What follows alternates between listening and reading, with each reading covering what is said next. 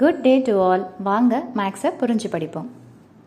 NCERT syllabus 9th standard chapter 6ல lines and anglesல exercise 6.1ல 6th sum என்ன கொடுத்துருக்காங்கன்னு பார்த்தீங்கன்னா XYZன்ற ஆங்கிளை கொடுத்துட்டாங்க. அதாவது Yல என்ன ஆங்கிள் இருக்குதுன்னு பார்த்தீங்கன்னா 64 டிகிரி இருக்குது. ஓகேங்களா? இப்போ XY இதை வச்சு நம்ம தான் டயக்ராமை வரையணும். கொஸ்டினை வச்சு XY produced to P. அப்போ XYன்றது என்னென்னு கொடுத்துருக்காங்கன்னு பார்த்தீங்கன்னா ஸ்ட்ரெயிட் லைன். அப்போ நம்ம எப்படி டயக்ராமை வரையலாம் அப்படின்னு பார்த்தீங்கன்னா ஃபர்ஸ்ட் XYன்ற ஒரு ஸ்ட்ரெயிட் லைனை வரைஞ்சிப்போம். அப்போது ஸோ இது என்னென்னு பார்த்தீங்கன்னா XY, அதுக்கு முன்னாடி இன்னொரு லைனை நீங்கள் பார்க்கணும். XY is produced to P அப்படின்னு சொல்லிட்டு சொல்கிறாங்க. அப்போது Pன்ற பாயிண்ட்டில் XY வந்துட்டு என்ன ஆகுதுன்னு பார்த்தீங்கன்னா ப்ரொடியூஸ் ஆகுது. அதாவது XY Pன்ற பாயிண்ட் வரைக்கும் எக்ஸ்டெண்ட் ஆகுதுன்ற மாதிரி அர்த்தம். ஸோ அது மட்டும் இல்லாமல் ஆங்கிள் எதில் இருக்குதுன்னு பார்த்தீங்கன்னா Y. அப்போது எதை எந்த பக்கம் போடணுன்றதை நம்ம கரெக்டாக பார்த்துக்கணும். ஸோ நான் Yயை சென்டரில் போடுறேன். எக்ஸை இந்த பக்கம் அல்லது அந்த பக்கம் எப்படி வேணாலும் நீங்கள் போட்டுக்கலாம். ஸோ Pக்கு அது எக்ஸ்டெண்ட் ஆகுது. ஸோ XYன்ற லைன் Pக்கு எக்ஸ்டெண்ட் ஆகுது. ஏன் இந்த மாதிரி Yயை சென்டரில் போட்டோம் அப்படின்னா Yயில் ஆங்கிள் இருக்குது, அது ஒரு பாயிண்ட்டு. அது மட்டும் நீங்கள் இல்லாமல் கொஷினை படித்து பார்த்தீங்கன்னா ரே YQ அப்படின்றது பார்த்தீங்கன்னா பைசெக்ட் ஆகுது. அப்போ அந்த ரேல யார் இருக்கிறாங்கன்னு பார்த்தீங்கன்னா Yன்ற பாயிண்ட் இருக்குது. ஸோ Yயை நீங்கள் ஒரு சென்டர் பாயிண்ட் மாதிரி அல்லது மிட் பாயிண்டாக, விச் மீன்ஸ் லைனுக்கு நடுவில் நீங்கள் போடும்போது உங்களுக்கு ஆங்கிள் போடுற கன்வீனியன்ட்லாம் ஈஸியாக இருக்கும். ஸோ இப்போ இதில் என்ன பண்ணுறோன்னா XYன்ற லைன் Pன்ற லைனுக்கு ப்ரொடியூஸ் பண்ணிட்டோம். அதே மாதிரியே பார்த்தீங்கன்னா YQன்றது என்னென்னு பார்த்தீங்கன்னா ஒரு ரே. ஸோ சம்வேர் லைக் திஸ் இந்த மாதிரி நம்ம போட்டுக்கிறோம். ஸோ YQன்றது என்னென்னு பார்த்தீங்கன்னா ரேன்னு சொல்லிட்டு போட்டாச்சு. இப்போ என்ன சொல்கிறாங்கன்னா இந்த ரே யாரை பைசெக்ட் பண்ணுறாங்களாம்? ZYP. இப்போ இதில் என்னென்னலாம் இருக்குது? நமக்கு Y இருக்குது, P இருக்குது. அப்போ எது இல்லைன்னு பார்த்தீங்கன்னா Z. பைசெக்ட்னா என்ன அர்த்தம்? இந்த லைன் சென்டராக இருக்கணும். அப்போ அதுக்கேற்ற மாதிரி ஒரு லைனை நம்ம வரைஞ்சிக்கிறோம். ஸோ அப்போது இந்த லைன் தான் என்னென்னு பார்த்தீங்கன்னா Z. ஸோ அப்போது என்ன கிவன் அப்படின்னு பார்த்தீங்கன்னா XYZ 64ன்னு கொடுத்துருக்குறாங்களா? அப்போ Yயில் 64 டிகிரி அதை இந்த இடத்துல மார்க் பண்ணிடுறோம். XYன்றது Pக்கு ப்ரொடியூஸ் பண்ணுறோமா? ஸோ அப்போ என்ன ஆயிடுச்சுன்னு பார்த்தீங்கன்னா XYன்றது Pக்கு நம்ம ப்ரொடியூஸ் பண்ணியாச்சு. அடுத்தது என்னது? இப்போ ரே YQ பைசெக்ட் பண்ணுது. YQ யாரை பைசெக்ட் பண்ணுறாங்க? பைசெக்ட்னா என்ன அர்த்தம்? பாதியாக பிரிக்கிறது அப்படின்றது அர்த்தம். So ZYP. So Z already Y போட்டாச்சு, P போட்டாச்சு. ஸோ அதுக்கேற்ற மாதிரி Zன்ற ஒரு லைனை மட்டும் நீங்கள் எக்ஸ்டெண்ட் பண்ணி விட்டீங்கன்னா போதும். இப்போ என்ன கேட்குறாங்கன்னா ஃபைண்ட் ஆங்கிள் XYQ. எதை கேட்குறாங்க? XYQ. அதாவது இந்த ஆங்கிள் என்ன அப்படின்னு சொல்லிட்டு கேட்குறாங்க. அதே மாதிரி எதோடைய ரிஃப்ளெக்ஸ் கேட்குறாங்கன்னு பார்த்தீங்கன்னா QYPயோடைய ரிஃப்ளெக்ஸ். ரிஃப்ளெக்ஸ்னாலே நம்ம என்ன பண்ணுவோம்னு பார்த்தீங்கன்னா 360லேருந்து மைனஸ் பண்ணுறது தான் என்னென்னு பார்த்தீங்கன்னா ரிஃப்ளெக்ஸ். Okay right. இப்போ இதை எப்படி நம்ம சம்ம ஸ்டார்ட் பண்ணலாம் அப்படின்னு பார்த்தீங்கன்னா ஃபஸ்ட்டு என்ன given? Angle XYZ is equal to 64. இது கிவன். இதுக்கு அடுத்தது என்ன அப்படின்னு பார்த்தீங்கன்னா அவங்க கொடுத்துருக்குற அடுத்த லைன், கொஸ்டின் என்ன லைன் கொடுத்துருக்குறாங்களோ அதுலேருந்தே ஸ்டார்ட் பண்ணலாம்.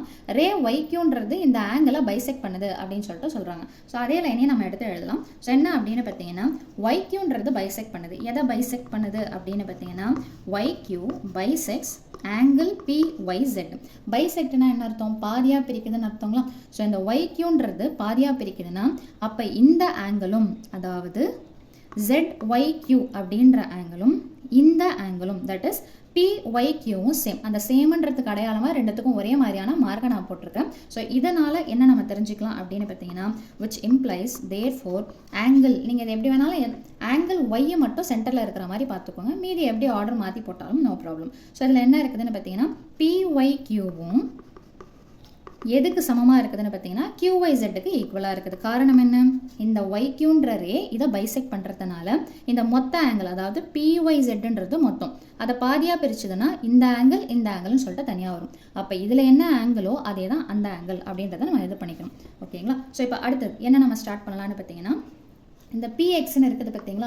இந்த PXன்றதை நம்ம ஒரு ஸ்ட்ரெயிட் லைன்ன்ற கான்செப்டை யூஸ் பண்ண போகிறோம். ஸோ PX அல்லது XP ஏதோ ஒன்று. ஸோ PX இஸ் அ லைன்னு சொல்லிட்டு நம்ம ஸ்டார்ட் பண்ணும்போது லைனுனாலே உங்களுக்கு என்ன வந்துடும் பார்த்தீங்கன்னா ஸ்ட்ரெயிட் லைன்னா லீனியர் பேரோட கான்செப்ட் வந்துடுங்களா? ஸோ அப்போ லீனியர் பேரோட கான்செப்ட்னா என்னென்ன வரும் சொல்லுங்கள் பார்க்கலாம். ஸோ இந்த PYQ அடுத்தது QYZ அடுத்தது XYZ எப்படி வேணாலும் நீங்கள் பிளேஸ் பண்ணிக்கலாம். ஆங்கிள் Yயில் இருக்கிறதுனால Yயை மட்டும் சென்டராக வர மாதிரி பார்த்துக்கணும். ஸோ இப்போ நான் சேர்த்தனா என்ன வரும்னா PX இஸ் அ லைனுன்றதுனால என்ன வரும்? Angle PYQ. So angle PYQ plus அடுத்தது என்ன ஆங்கிள்? QYZ. ஸோ QYZ அடுத்தது பார்த்தீங்கன்னா ZYX அல்லது XYZ. இது எல்லாத்தையும் ஆட் பண்ணால் நமக்கு என்ன கிடைக்கும்னு பார்த்தீங்கன்னா 180 டிகிரி. காரணம் என்ன? It is a linear pair. Sum of the angles in a straight line என்னதான் இருக்கும்னு பார்த்தீங்கன்னா 180 டிகிரி. ஸோ அந்த கான்செப்டை தான் நம்ம யூஸ் பண்ணியிருக்கிறோம். இப்போ நீங்கள் ப்ரீவியஸ் ஸ்டெப்பில் என்ன சொல்லிட்டீங்க அப்படின்னு பார்த்தீங்கன்னா இந்த ரெண்டு ஆங்கிளும் சமம்னு சொல்லிட்டோம். அதாவது இதுவும் சேமுங்களா? ஒன்று டபுள் டைம்ஸ் ஆஃப் QYZன்னு போட்டாலும் சரி, இல்லை வேறு எப்படி போட்டாலும் சரி. ஸோ இதை நான் என்ன பண்ணுறேன்னா பிஒய்க்யூவை திரும்ப ஒன்று ஃபுல்லாக இதை பிஒய்க்யூன்னு மாற்றுங்க அல்லது இதை கியூஒய்செட்னு மாற்றுங்க. ஸோ ஏதாவது ஒன்று தான் மாற்றும் போது பிஒய்க்யூ இஸ் ஈக்குவல் டு கியூஒய்செட். ஒன்று பிஒய்க்யூ வர இடத்துல கியூஒய்செட் போடுங்க அல்லது கியூஒய்செட் வர இடத்துல பிஒய்க்யூ போடுங்க. ஓகேங்களா? ஸோ ப்ளஸ் இந்த எக்ஸ்ஒய்செடோடைய வேல்யூ கொடுத்துருக்காங்க, that is 64 degree is equal to 180. இதை டபுள் டைம்ஸ் வரதுனால 2 times of PYQ is equal to என்னன்னு பார்த்தீங்கன்னா 180 minus 64. அப்போ ஆங்கிள் PYQன்றது எப்படி எழுதலாம்னு பார்த்தீங்கன்னா 180ல் 64 போச்சுன்னா என்ன வரும்? 116. இந்த மல்டிப்ளிகேஷன் டு ஆப்போசிட் சைடில் போச்சுன்னா டிவிஷனாக வரும். ஸோ அப்போது angle PYQ is equal to என்ன வரும்னு பார்த்தீங்கன்னா டிவைட் பண்ணிங்கன்னா 58 டிகிரி.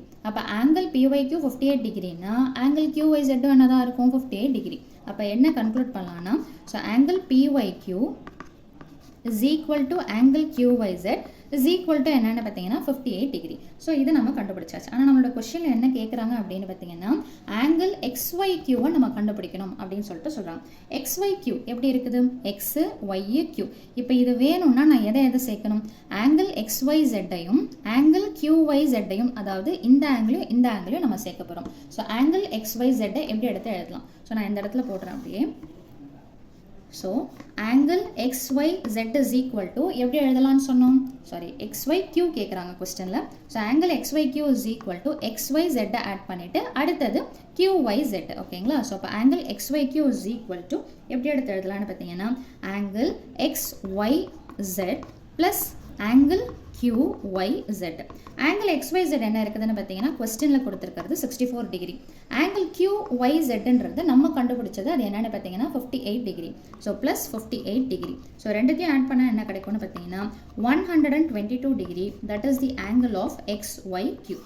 ஸோ கேட்ட ஒரு கொஸ்டினை கண்டுபிடிச்சாச்சு. அடுத்தது என்ன கேட்குறாங்கன்னா ரிஃப்ளெக்ஸ். எதோடைய ரிஃப்ளெக்ஸ்ன்னு கேட்குறாங்கன்னா reflex of angle QYP. Angle QYPன்றது நம்ம ஏற்கனவே கண்டுபிடிச்சிருக்கிறோம். QYPன்னாலும் PYQன்னாலும் ஒன்று தான். ஸோ அது என்னது? 58 டிகிரி. ரிஃப்ளெக்ஸ்னால் நான் என்ன பண்ண சொன்னேன்னு பார்த்தீங்கன்னா 360 டிகிரியிலிருந்து மைனஸ் பண்ணி கிடைக்கக்கூடிய ஆன்சர் தான் என்னென்னு பார்த்தீங்கன்னா ரிஃப்ளெக்ஸ் ஆங்கிள். ஸோ அப்போ என்ன பண்ணணும்? 360 டிகிரி மைனஸ் என்னென்னு பார்த்தீங்கன்னா 58 டிகிரி. ஸோ இதை நான் சப்ட்ராக்ட் பண்ணேன்னா எனக்கு என்ன கிடைக்குதுன்னு பார்த்தீங்கன்னா 302 டிகிரி.